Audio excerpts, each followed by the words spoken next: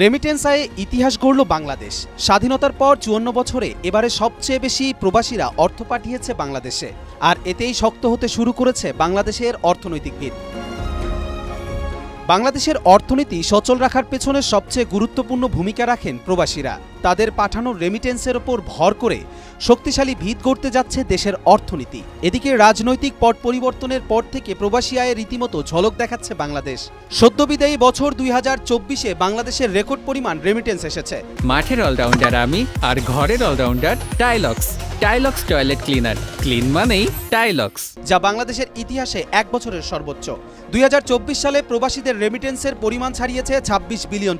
এ সময় বিশ্বের বিভিন্ন দেশ থেকে প্রবাসী বাংলাদেশিরা $২,৬৮৯ কোটি পাঠিয়েছে। এর আগে এত বড় অঙ্কের রেমিটেন্স আর কোনো বছরে আসেনি। বাংলাদেশ ব্যাংকের তথ্য অনুযায়ী গত এক বছরে প্রবাসী আয় তার আগের বছরের চেয়ে ২০.৫% বেড়েছে। ২০২৩ সালে রেমিটেন্স এসেছিল $২১.৯২ বিলিয়ন।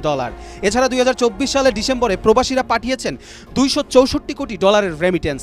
একক মাসে এত পরিমাণ রেমিটেন্স আগে কখনো আসেনি। গত আগস্টে রাজনৈতিক পট পরিবর্তনের পর অন্তর্বর্তী সরকার দায়িত্ব নেয়। এরপর থেকে প্রবাসী আয় বাড়তে থাকে, যা বছরের শেষ পর্যন্ত অব্যাহত ছিল। এ সময় প্রতি মাসেই $২০০ কোটি বেশি প্রবাসী আয় এসেছে।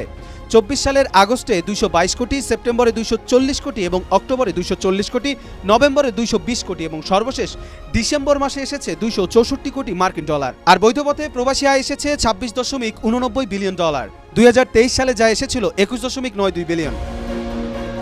এদিকে রেমিটেন্সের প্রভাবে বেড়েছে রিজার্ভের পরিমাণও। প্রবাসী আয়ের জোরালো প্রভাবের ফলে কেন্দ্রীয় ব্যাংকে বৈদেশিক মুদ্রার মোট রিজার্ভ বেড়েছে $২৬.১০ বিলিয়ন।